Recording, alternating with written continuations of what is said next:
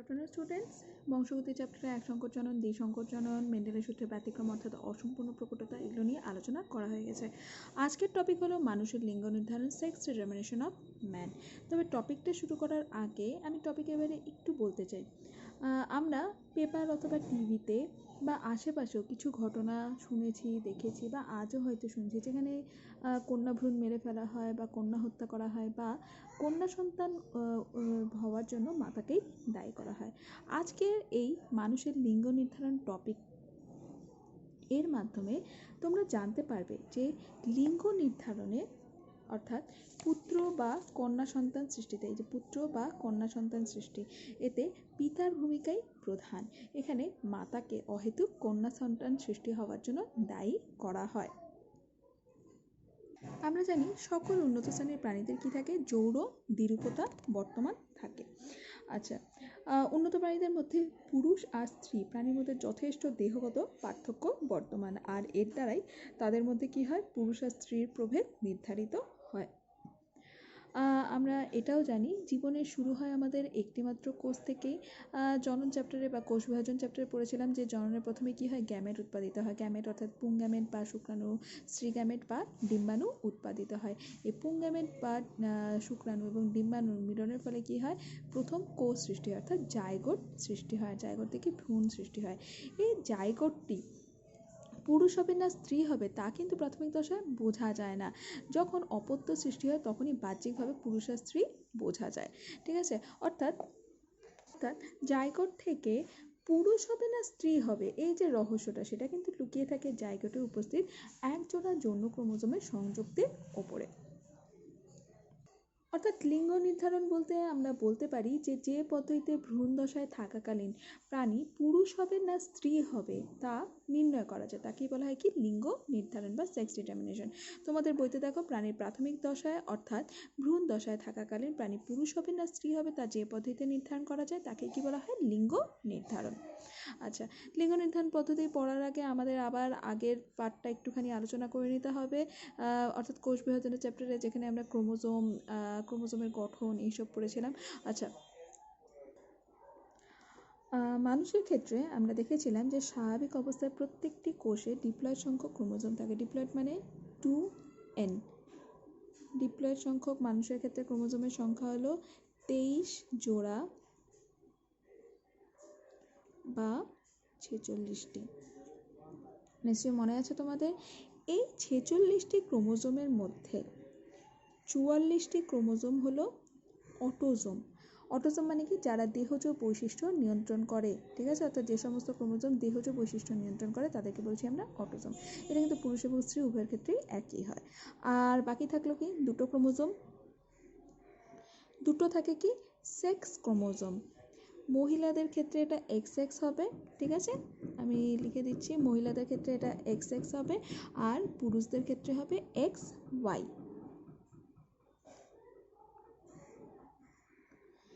তাহলে আমরা কি পেলাম, 46টা ক্রোমোজোমের মধ্যে 44টা ক্রোমোজোম হলো দেহজ বৈশিষ্ট্য নিয়ন্ত্রণ করে, এদেরকে বলছি আমরা অটোজোম।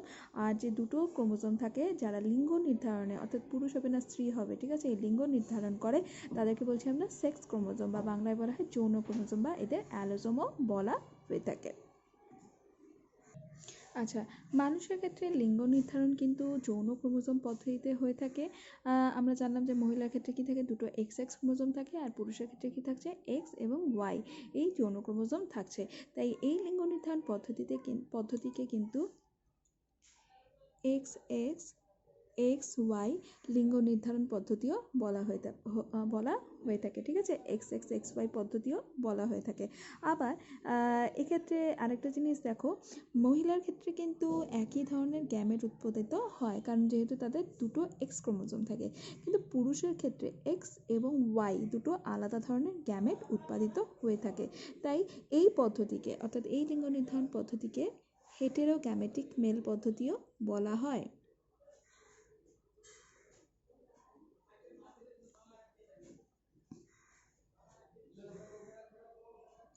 হেটেরোগ্যামেটিক মেল পদ্ধতিও বলা হচ্ছে, যেহেতু পুরুষের ক্ষেত্রে কি থাকছে, X এবং Y দু ধরনের গ্যামেট উৎপাদিত হয়ে থাকে। আচ্ছা, আমি আরেকটু বলে দিই, মহিলাদেরকে কি বলা হচ্ছে হোমোগ্যামেটিক, ঠিক আছে। মহিলাদের ক্ষেত্রে কি থাকছে দুটো এক্স ক্রোমোজোম, তাই এখান থেকে যে গ্যামেটই উৎপাদিত হোক তাতে কি থাকছে এক্স ক্রোমোজোম থাকছে, তাই মহিলাদেরকে বলা হয় হোমোগ্যামেটিক।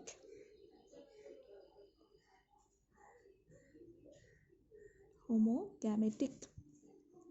আর পুরুষের ক্ষেত্রে দেখতে পাচ্ছ যৌন ক্রোমোজোম হলো এক্স ওয়াই, তাই এক্ষেত্রে কি হয় এক্স এবং ওয়াই এই দুই ধরনের ক্রোমোজোমযুক্ত গ্যামেট উৎপাদিত হয়ে থাকে, তাই এদেরকে বলা হয় হেটেরোগ্যামেটিক।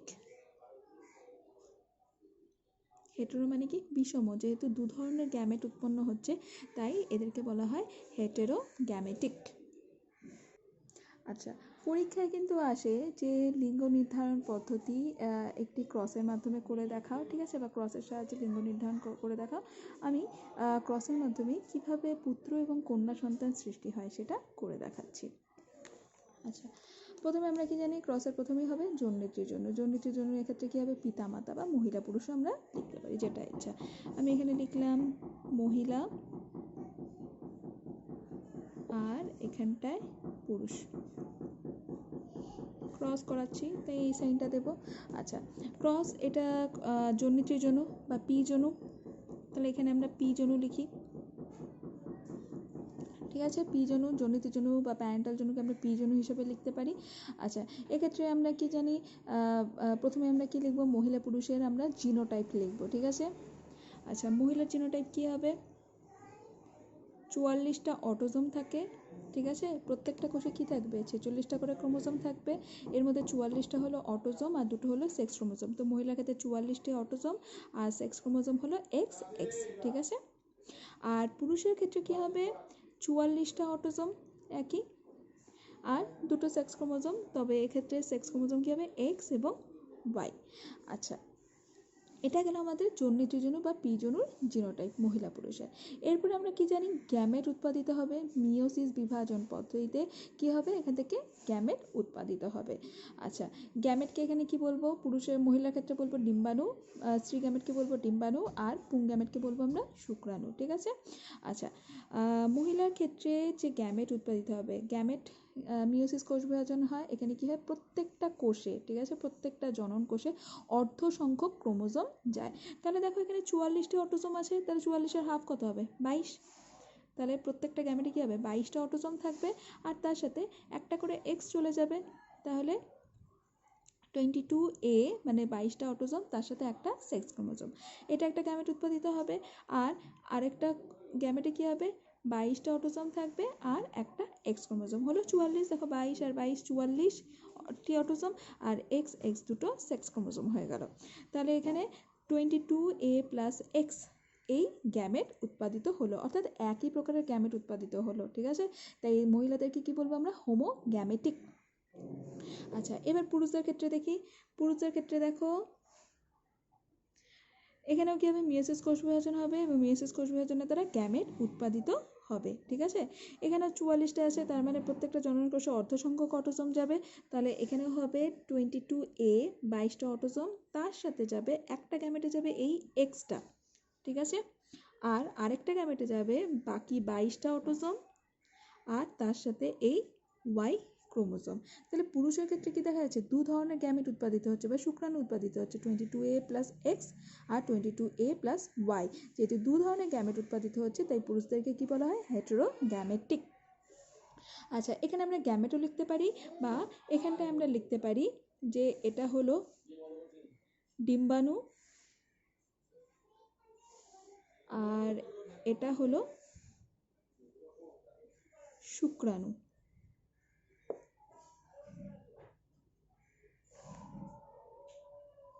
আচ্ছা, এরপরে আমরা কি জানি যে গ্যামেটের মিলন হয়, ঠিক আছে, অর্থাৎ নিষেক প্রক্রিয়া বা ফার্টিলাইজেশন প্রক্রিয়া সম্পন্ন হবে। আচ্ছা, মহিলার ক্ষেত্রে এই ডিম্বাণু 22A প্লাস এক্স ক্রোমোজোম সম্পন্ন ডিম্বাণু, ঠিক আছে, যদি পুরুষের এই 22A প্লাস এক্স এই শুক্রাণুর সাথে মিলিত হয় তাহলে কি গঠিত হবে 22A তার মানে কি হচ্ছে 44A 44টা অটোজোম হয়ে গেল প্লাস এখানে একটা এক্স এখানে একটা এক্স, তাহলে হবে এক্স এক্স, ঠিক আছে। তাহলে এই জিনোটাইপ সম্পন্ন অপত্য উৎপন্ন হবে 44A প্লাস এক্স এক্স। আচ্ছা, এই ডিম্বাণুটা যদি এই শুক্রাণুর সাথে মিলিত হয়, ঠিক আছে? এই ডিম্বাণুটা এটার সাথেও মিলিত হতে পারে, এই ডিম্বাণুটা এই শুক্রাণুর সাথেও মিলিত হতে পারে। তাহলে এই ডিম্বাণুটা যদি এই শুক্রাণুর সাথে মিলিত হতো তাহলে কি উৎপন্ন হতো? 22 তার মানে 44A প্লাস এখানে একটা এক্স আছে লিখে নিই, আর এখানটায় কি হবে? ওয়াই, এক্স ওয়াই, এই জিনোটাইপ সম্পন্ন অপত্য উৎপন্ন হবে। আচ্ছা, এবার আরেকটা ডিম্বাণু আছে। এই ডিম্বাণুটা যদি এই শুক্রাণুর সাথে মিলিত হয়, ঠিক আছে, তাহলে কি হবে? 22 44A প্লাস এখানে একটা এক্স, এখানে একটা এক্স, তাহলে কি হবে? X x. আচ্ছা, এই ডিম্বাণুটা যদি এই শুক্রাণুর সাথে মিলিত হয় তাহলে কি হবে? 22 44A মানে 44টি অটোসোম থাকছে, আর এখানে কি আছে? একটা এক্স একটা ওয়াই, তাহলে এই জিনোটাইপ সম্পন্ন অপত্য উৎপন্ন হচ্ছে, ঠিক আছে? এইটা হলো আমাদের F1 জনু বা অপত্য জনু লিখতে পারি, বা এফ জনুও লিখতে পারি, ঠিক আছে? বা এফ জনু লিখতে পারছি, এফ জনু বা অপত্য জনু আমরা লিখব। আচ্ছা, এখানে দেখো 44A প্লাস XX, এই জিনোটাইপ মানে কি ধরনের অপত্য উৎপন্ন হয়েছে? অপত্যটার লিঙ্গ কি হবে? কন্যা হবে, যেহেতু দুটো এক্স আছে, তাই এখানে কি লিখবো আমরা? কন্যা। আচ্ছা, এরপর একটা দেখো কি আছে? 44A প্লাস XY, XY থাকা মানে কি হবে? পুত্র সন্তান হবে, তাহলে পুত্র। আচ্ছা, এরপর একটা কি আছে? 44A প্লাস XX, ঠিক আছে, তার মানে XX থাকা মানেই কন্যা হয়ে যাবে। আর এখানে 44A প্লাস XY, এখানে যৌন ক্রোমোজোম কি আছে? XY, তাহলে এটাও কি হবে? পুত্র। অর্থাৎ এই যে ক্রসটা হলো, ঠিক আছে, ক্রসটা দেখালাম, এই ক্রসের মাধ্যমে সহজেই বোঝা গেল যে কন্যা হবে না পুত্র সন্তান হবে, সেটা কিন্তু সম্পূর্ণ নির্ভর করছে পুরুষ বা পিতার শুক্রাণুর উপরে। সেই শুক্রাণুটা এক্স ক্রোমোজোম সমন্বিত হবে না ওয়াই ক্রোমোজোম সমন্বিত হবে, তার উপরে নির্ভর করে যে পুত্র সন্তান হবে না কন্যা সন্তান হবে। এক্ষেত্রে কি বললাম? আগেই বলেছি যে মাতাকে অহেতুক দায়ী করা হয়, কারণ মাতার ক্ষেত্রে দেখো একই ধরনের গ্যামেট উৎপাদিত হচ্ছে, প্রত্যেকটা গ্যামেটেই কিন্তু 22টা অটোজোম আর একটা করে এক্স ক্রোমোজোম থাকছে, ঠিক আছে, এক হোমোগ্যামেটিক মাতা। কিন্তু পুরুষের ক্ষেত্রে কি থাকছে? 22টা অটোজোম প্লাস এক্স ক্রোমোজোম থাকছে একটা, আরেকটা থাকছে 22টা অটোজোম প্লাস ওয়াই ক্রোমোজোম। তাহলে এই যে শুক্রাণু, এক্স ক্রোমোজোম সমন্বিত শুক্রাণু বা ওয়াই ক্রোমোজোম সমন্বিত শুক্রাণু, এই শুক্রাণুর সাথে ডিম্বাণু মিলিত হলে পরে কি হবে? যদি এক্স এর সাথে মিলিত হয় তাহলে কন্যা হবে, আর যদি ওয়াই এর সাথে মিলিত হয় তাহলে কি হবে? পুত্র হবে। আর পুরুষের ক্ষেত্রে যেহেতু দু ধরনের শুক্রাণু উৎপাদিত হয়, তাই পুরুষকে কি বলা হয়? হেটেরোগ্যামেটিক। আরেকবার বলে দিচ্ছি, প্রথমে আমরা মহিলা পুরুষের জিনোটাইপ লিখব, ঠিক আছে, এটা হলো পি জনু। এখানে 44 অটোজোম থাকবে, 44টা অটোজোম, তার সাথে দুটো সেক্স ক্রোমোজোম এক্স এক্স, আর এক্ষেত্রে 44টা autosome plus X Y sex chromosome. আচ্ছা, এক্ষেত্রে আমরা কি করব? গ্যামেট উৎপাদিত হবে, অর্থাৎ ডিম্বাণু শুক্রাণু উৎপাদিত, মহিলার ক্ষেত্রে ডিম্বাণু। এক্ষেত্রে অর্ধ সংখ্যক ক্রোমোজোম বিশিষ্ট ডিম্বাণু শুক্রাণু উৎপাদিত হবে, মহিলার ক্ষেত্রে হবে 22টা অটোজোম প্লাস এক্স সমন্বিত একটা ডিম্বাণু, আর আরেকটার মধ্যেও থাকবে 22 প্লাস এক্স। মহিলাদের ক্ষেত্রে কি হয়? একই ধরনের গ্যামেট উৎপাদিত হয় বা ডিম্বাণু উৎপাদিত হয়, তাই মহিলাদের বলছি আমরা হোমোগ্যামেটিক। আর পুরুষের ক্ষেত্রে দেখো যেহেতু এক্স ওয়াই আছে, তাই দু ধরনের গ্যামেট উৎপাদিত হবে, একটা গ্যামেটের মধ্যে থাকবে 22 প্লাস এক্স, আর একটার মধ্যে থাকবে 22 প্লাস ওয়াই। এবার এই ডিম্বাণুটা যদি এই শুক্রাণুর সাথে মিলিত হয় তাহলে কন্যা সন্তান সৃষ্টি হবে, কারণ এখানেও এক্স আছে, এখানেও এই শুক্রাণুর মধ্যেও এক্স ক্রোমোজোম আছে। আচ্ছা, এই ডিম্বাণুটা যদি এই ওয়াই ক্রোমোজোম সমন্বিত শুক্রাণুর সাথে মিলিত হয় তাহলে কি হবে? পুত্র হবে, কারণ এখানে একটা এক্স আছে একটা ওয়াই আছে। ঠিক একইভাবে এই 22 প্লাস এক্সটা যদি এই 22 প্লাস এক্স শুক্রাণুর সাথে মিলিত হয় তাহলে কি হবে? কন্যা সন্তান সৃষ্টি হবে। আর এই 22 প্লাস এক্স ডিম্বাণুটা যদি 22 প্লাস ওয়াই শুক্রাণুর সাথে মিলিত হয় তাহলে 44A প্লাস এক্স ওয়াই অর্থাৎ পুত্র সৃষ্টি হবে। তাহলে এর থেকে বোঝা গেল যে কন্যা বা পুত্র সৃষ্টির কন্যা হবে না সন্তান, কন্যা সন্তান হবে না পুত্র সন্তান হবে, সেটা সম্পূর্ণরূপে নির্ভর করে পিতার শুক্রাণুর প্রকৃতির ওপরে। আচ্ছা, পরবর্তী বংশধর পুত্র হবে না কন্যা হবে তা সম্পূর্ণরূপে নির্ভর করছে পুরুষের উৎপন্ন দুটো গ্যামেটের ওপর। তাই এই প্রক্রিয়াকে কি বলা হয়? হেটেরোগ্যামেটিক মেল পদ্ধতি বা XXXY পদ্ধতি, ঠিক আছে, এটা আমি আগেও আলোচনা করেছি। আচ্ছা, তোমরা একটুখানি মানুষের ক্যারিওটাইপের ছবিটা একটু দেখে নাও। দেখো আমি একটা ছবি পাঠিয়েছি যেখানে 23 জোড়া ক্রোমোজোমের ছবি দেওয়া আছে, সেটাকে কি বলা হয়? ক্যারিওটাইপ, মেল ফিমেল বলে দেওয়া আছে। সেখানে দেখো যে পুরুষের ক্ষেত্রে কি থাকছে এক্স আর ওয়াই, আর মহিলার ক্ষেত্রে 22টা, প্রথমে কি থাকছে 22টা অটোসোম আছে, ঠিক আছে। এরপরে আছে সেক্স ক্রোমোজোমগুলো। সেক্স ক্রোমোজোমে কিন্তু আলাদা হয় মেল ফিমেলের ক্ষেত্রে। পুরুষের ক্ষেত্রে কি থাকছে এক্স ওয়াই, মহিলার ক্ষেত্রে থাকছে এক্স এক্স, ঠিক আছে। এই মহিলার এক্স এক্স আর পুরুষের যে এক্সটা আছে এরা কিন্তু একই প্রকারের হয়। আর এই যে পুরুষের ক্ষেত্রে ওয়াই ক্রোমোজোমটা থাকে, ঠিক আছে, এটা ছবিটা একটু দেখো ক্যারিওটাইপের, দেখবে মেলের ক্ষেত্রে যে ওয়াই ক্রোমোজোমটা আছে সেই ওয়াই ক্রোমোজোমের আকৃতি কিন্তু অনেকটাই ছোট এবং এর প্রকৃতিও কিন্তু এক্স ক্রোমোজোম থেকে আলাদা হয়ে থাকে। একটু ক্যারিওটাইপের ছবিটা ভালো করে লক্ষ্য করো, সেখানে কিন্তু 23 জোড়া ক্রোমোজোমেরই ছবি দেওয়া আছে, স্ত্রী এবং পুরুষের আলাদা করে। আচ্ছা, এরপরে এই টপিক সম্পর্কিত আরেকটা জিনিস হলো এস আর ওয়াই, ঠিক আছে। এর ফুল ফর্ম হলো সেক্স ডিটারমিনিং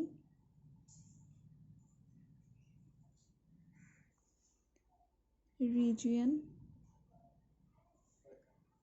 অফ ওয়াই, ঠিক আছে। Sex determining region of Y অর্থাৎ ওয়াই এর লিঙ্গ নির্ধারক অংশ, ঠিক আছে, অংশ বা অঞ্চল।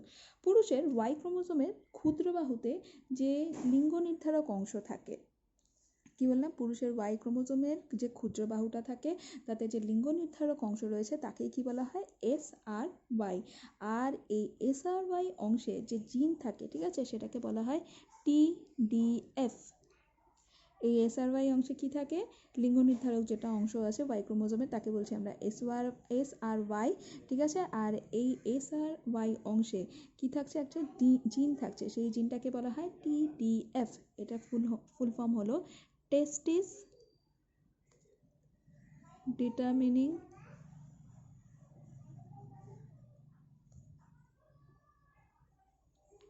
ফ্যাক্টর, ঠিক আছে।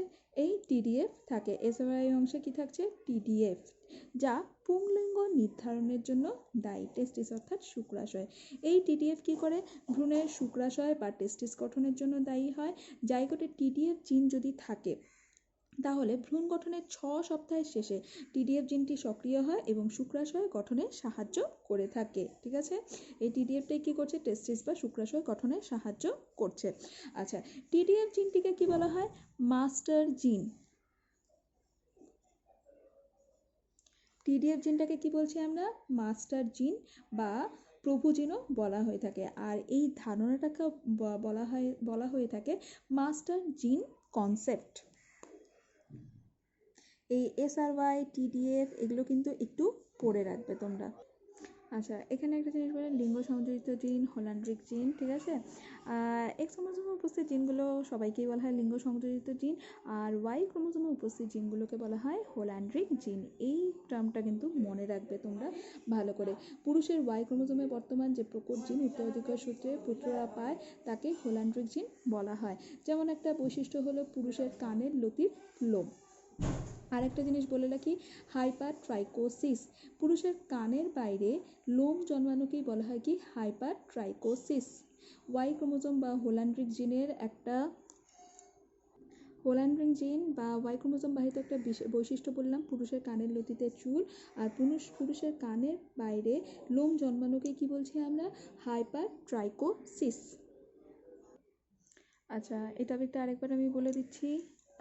প্রথমে কি হলো, মানুষের লিঙ্গ নির্ধারণ কাকে বলে সেটা পড়বে ভালো করে। 23 জোড়া ক্রোমোজোম থাকছে, অর্থাৎ 46টার মধ্যে 44টা অটোজোম, আর দুটো হলো সেক্স ক্রোমোজোম। মহিলার ক্ষেত্রে এক্স এক্স আর পুরুষের ক্ষেত্রে এক্স ওয়াই, দু ধরনের ক্রোমোজোম থাকছে। এদেরকে বলছি হোমোগ্যামেটিক, এদেরকে হেটেরোগ্যামেটিক বলা হচ্ছে। যেহেতু এরা একই প্রকারের গ্যামেট উৎপাদিত করে এক্স, আর এক্ষেত্রে দু প্রকারের গ্যামেট উৎপাদিত এক্স এবং ওয়াই, তাই হেটেরোগ্যামেটিক বলা হয়। যেহেতু যৌন ক্রোমোজোমের মাধ্যমে লিঙ্গ নির্ধারিত হয় তাই এই পদ্ধতিকে কি বলা হয়? এক্স এক্স এক্স ওয়াই পদ্ধতি বা হেটেরোগ্যামেটিক মেল পদ্ধতিও বলা হয়ে থাকে। আচ্ছা, ক্রসের মাধ্যমে আমাদের দেখাতে হবে, ঠিক আছে, লিঙ্গ নির্ধারণ অর্থাৎ পুত্র না কন্যা সন্তান কী সৃষ্টি হবে সেটা আমাদের ক্রসের মাধ্যমে দেখাবো। প্রথমে মহিলা পুরুষের জিনোটাইপ লিখলাম, পি জনু লিখলাম, তারপরে আমরা কি জানি, গ্যামেট উৎপাদিত হবে, ডিম্বাণু শুক্রাণু উৎপাদিত হবে। মহিলার ক্ষেত্রে একই ধরনের গ্যামেট উৎপাদিত হবে, যেহেতু হোমোগ্যামেটিক এরা 22A প্লাস এক্স প্রত্যেকটা ডিম্বাণুতে 22A প্লাস এক্স থাকবে, ঠিক আছে। আর পুরুষের ক্ষেত্রে এরা যেহেতু হেটেরোগ্যামেটিক, তাই একটা গ্যামেট বা শুক্রাণুতে 22A প্লাস এক্স থাকবে, আর একটা থাকবে 22A প্লাস ওয়াই। আচ্ছা, ডিম্বাণু শুক্রাণু অর্থাৎ ডিম্বাণুর সাথে যে প্রকারের শুক্রাণু মিলিত হবে তার উপরে নির্ভর করবে পুত্র না কন্যা সন্তান সৃষ্টি হবে। যদি ডিম্বাণুটি এক্স ক্রোমোজোম সমন্বিত শুক্রাণুর সাথে মিলিত হয় তাহলে কি হবে, কন্যা। আর ডিম্বাণু যদি ওয়াই ক্রোমোজোম সমন্বিত শুক্রাণুর সাথে মিলিত হয় তাহলে সৃষ্টি হবে পুত্র। আচ্ছা, এই টপিকে একটা ইম্পর্টেন্ট কোয়েশ্চেন হলো সন্তান নির্ধারণে বাবার গুরুত্ব ব্যাখ্যা করো, ঠিক আছে, বা লিঙ্গ নির্ধারণে পিতার ভূমিকা কী। এটা কিন্তু বারে বারে আসে, তাই এটা কিন্তু তোমরা ভালো করে পড়বে। আচ্ছা, মায়ের সেক্স ক্রোমোজোমগুলো কি জানি আমরা একই প্রকৃতির, হোমোগ্যামেটিকেরা এক্স এক্স হয়, ঠিক আছে। আর পুত্র বা কন্যা যাই হোক না কেন, ঠিক আছে, তাদের প্রত্যেকের ক্ষেত্রে কি থাকবে, একটা করে এক্স ক্রোমোজোম থাকবেই কিন্তু। মায়ের দেখো এক্স এক্স ক্রোমোজোম আছে, হোমোগ্যামেটিক, আর পুত্র বা কন্যা যাই সৃষ্টি হয়েছে তাতে দেখো এক্স ক্রোমোজোম কিন্তু কমন, ঠিক আছে, প্রত্যেকটাতেই কিন্তু এক্স ক্রোমোজোম রয়েছে। কিন্তু বাবার সেক্স ক্রোমোজোম কি জানি আমরা, বিষম প্রকৃতির এক্স এবং ওয়াই। তাহলে কোনো সন্তান সৃষ্টির ক্ষেত্রে বাবার এক্স অথবা ওয়াই ক্রোমোজোম লাগবেই, ঠিক আছে। বাবার এক্স ক্রোমোজোম যদি মায়ের এক্স ক্রোমোজোমের সাথে মিলিত হয় তাহলে কি হচ্ছে কন্যা, আর বাবার যদি ওয়াই ক্রোমোজোম মায়ের এক্স ক্রোমোজোমের সাথে মিলিত হয় তাহলে কি হচ্ছে পুত্র। তাই বাবার এক্স ক্রোমোজোমের সঙ্গে মায়ের একটি এক্স ক্রোমোজোম মিলিত হলে কন্যা, আবার বাবার ওয়াই ক্রোমোজোমের সাথে মায়ের এক্স ক্রোমোজোম মিলিত হলে পুত্র সন্তান হবে। অর্থাৎ সন্তানের লিঙ্গ নির্ধারণে কিন্তু বাবা বা পুরুষের ভূমিকাই কিন্তু প্রধান। আচ্ছা, তোমরা এর সাথে SRY এর ফুল ফর্ম পড়বে, sex determining region of Y, TDF এর পুরো নামটা পড়ে রাখবে, যেটা কি করে পুংলিঙ্গ নির্ধারণে সাহায্য করছে। হোল্যান্ড্রিক জিন কি, ঠিক আছে, হোল্যান্ড্রিক জিনের একটি হোল্যান্ড্রিক জিনবাহিত একটি বৈশিষ্ট্যের উদাহরণ, ঠিক আছে, এগুলো ভালো করে পড়ে রাখবে। আচ্ছা, এই লিঙ্গ নির্ধারণের ক্ষেত্রে যে প্রশ্নগুলো আসে সেগুলো আমি একটু বলে দিচ্ছি। মানুষের লিঙ্গ নির্ধারণে বাবার ভূমিকা ব্যাখ্যা করো, বা পিতা কেন দায়ী, ঠিক আছে, কন্যা বা সন্তান সৃষ্টিতে পিতা কেন দায়ী সেটা একটা হতে পারে, বা মানুষের লিঙ্গ নির্ধারণ পদ্ধতি ব্যাখ্যা করো, এটা আসতে পারে, বা ক্রসের সাহায্যে মানুষের লিঙ্গ নির্ধারণ পদ্ধতি দেখাও, এই প্রশ্নও আসতে পারে, বা এটাও আসতে পারে যে মানুষের লিঙ্গ নির্ধারণে ওয়াই ক্রোমোজোমের ভূমিকা কী, ঠিক আছে, এই সমস্ত প্রশ্নগুলো আসতে পারে। আচ্ছা, আরেকটি গুরুত্বপূর্ণ বিষয়, তোমরা নিশ্চয়ই আজকের টপিক থেকে বুঝতে পারলে যে লিঙ্গ নির্ধারণ অর্থাৎ সন্তান পুত্র হবে না কন্যা হবে সেটা বাবা বা পিতার ক্রোমোজোমের উপরেই সম্পূর্ণ নির্ভরশীল, ঠিক আছে। কারণ পুরুষের ক্ষেত্রে কি থাকছে, ওয়াই গ্যামেট বা ওয়াই ক্রোমোজোম সমন্বিত শুক্রাণু উৎপন্ন হয়, যা লিঙ্গ নির্ধারণে প্রধান ভূমিকা গ্রহণ করে থাকে।